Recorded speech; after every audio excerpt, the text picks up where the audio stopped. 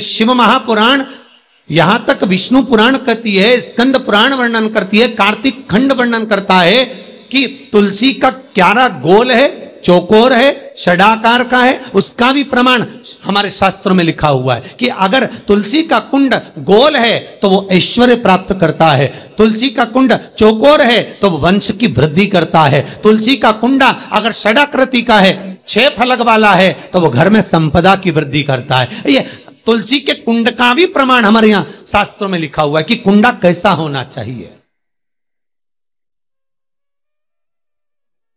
तुलसी के कुंड की आकृति कैसी होना चाहिए, तुलसी का कुंड होना कैसा चाहिए, उसका भी प्रमाण हमारे यहां स्कंद पुराण में लिखा हुआ है, विष्णु पुराण में लिखा हुआ है कि आपको क्या किस रूप में चाहिए। पर जगत है ना, दुनिया के आगे हाथ फैलाओ, जाकर निवेदन करो, यहां वाले बाबा के पास हो या वहां वाले बाबा के पास हो या उसके पास हो या उसके पास हो या जगत के पास जाओगे, दुख पाओगे, रुपया खाएंगे, चूना लगाएंगे, धक्के मारकर निकाल देंगे, 2-4-8 दिन घुमाएंगे फिराएंगे, कल आना, परसों आना, नरसों आना, ऐसा करना वैसा करना, बस बाबा यही घुमाते रहेंगे और तुम्हारे धन का चूना लगाते रहेंगे। पर निवेदन है, इनसे बचकर शिव की शरण में जाकर भगवान शास्त्र में जो लिखा है उसके अनुसार हम क्यों ना कर्म करें जिसका फल हम पा जाएं।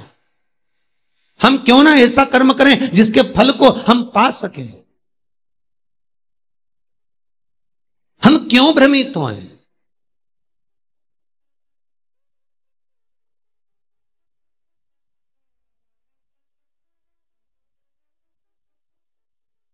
हमारे यहां तुलसी के कुंड का भी विधान है। गोल कुंडा है ऐश्वर्य देगा, चौकोर कुंडा है, आप लोग कई बार देखे होंगे किसी किसी के यहां चौकोर तुलसी का क्यारा होता है, कुंडा होता है, वो वंश बढ़ाता है। षडाकृति का है, वो धन देता है, संपदा देता है।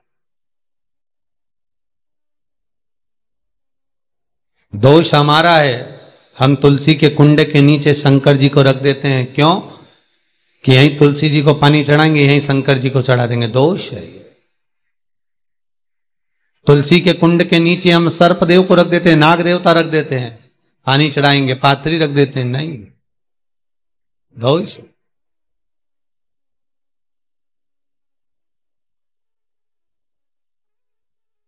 इसका दोष हम सबको, स्वयं अगर गलती करते हैं तो स्वयं को भोग। कैसा कुंड हो, 7 तरह के कुंडों का व्याख्यान तुलसी के रूप में कहा गया है महाराज। पहला गोल, दूसरा चौकोर, तीसरा षडाकृति, चौथा त्रिवेणी, 3 कोने वाला कुंडा। शास्त्र कहता है जिसके मार्ग घर में टुकड़े हो रहे हों, घर विभाजन की ओर हो रहा हो, तो 3 कोण का कुंडा घर में रखकर पूजा करने पर परिवार एक हो जाता है। 5वां, गार्डन में बिना कुंडे का, बिना कुंड का जो तुलसी का पौधा रोपित होता है, बिना कुंड के एक बगीचा जैसा बो दिया जाता है, तुलसी तुलसी उत्पन्न हो जाती है। महाराज वहां पर संपदा तो रहती है पर चिंता बहुत रहती है, टेंशन बहुत रहता। क्यों? घर के दरवाजे के बाहर इतनी सारी बगीचे में तुलसा कर दी। कोई निकल कर जा रहा था, उसने थूक दिया, कोई निकल कर जा रहा था, उसने पानी डाल दिया, कोई श्वान ने, कुत्ते ने, किसी ने, बिल्ली ने गंदगी कर दी, उसका दोष आपको लगेगा। इसलिए कुंड के अंदर तुलसा का, तो वो धन तो देगा, जो तुमने बगीचे में तुलसा लगाई है, गार्डन तुलसा का करा, वो धन तो देगा, संपदा भी देगा, पर चिंता को बढ़ा देगा। 5,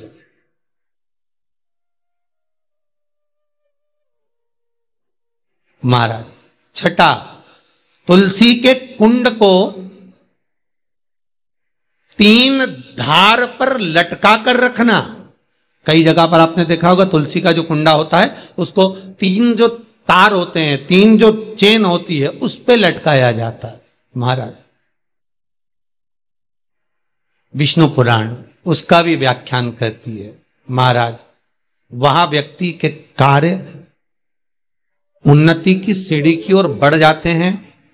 जैसे भोजन की थाली लग गई, भोजन तैयार हो गया, बस खाने बैठे हो और थाली खसक गई, समझ लेना कि तुलसी को अधर पर लटका कर रखा है।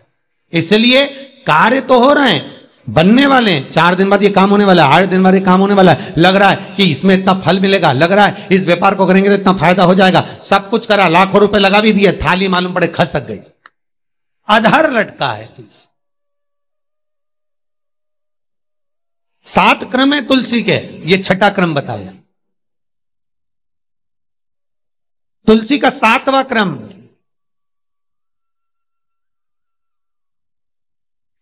तुलसी का 7वां क्रम है महाराज,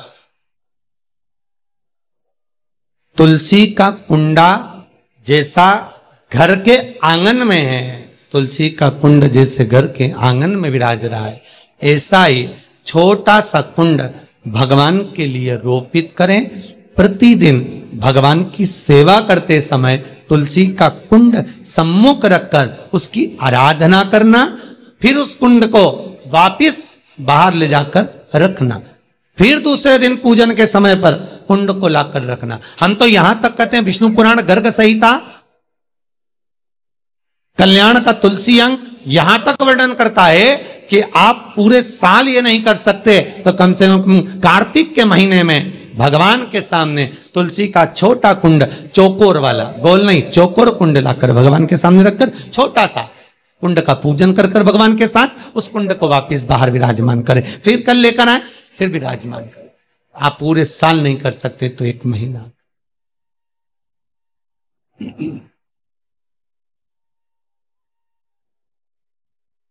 उसका फल 1000 गुना प्राप्त होता है। तो किस चीज के लिए कहा गया कि तुलसी का कुंडा एक बाहर हो, एक घर के अंदर मंदिर के सामने पूजन के लिए रखा जाए? तो कहते हैं उस घर में वैभव, सत्ता, संपदा, लक्ष्मी, समृद्धि, शांति की कभी कमी नहीं, कभी कमी।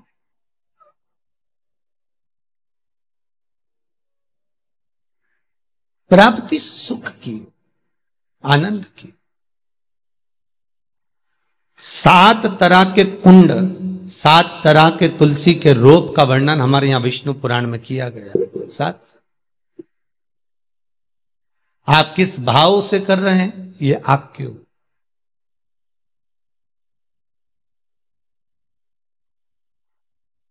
महाराज, स्त्रियों के, नारियों के जितने भी रोग होते हैं, बीमारियां होती हैं, रजोधर्म से जुड़ी हुई जो भी तकलीफें होती हैं, उसका भी व्याख्यान देवी भागवत में स्पष्ट कहा गया।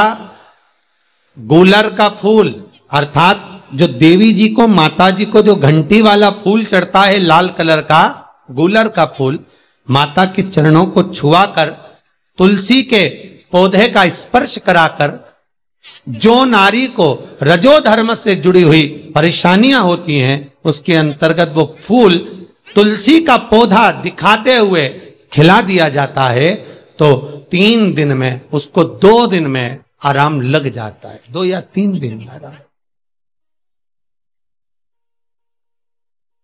महाराज,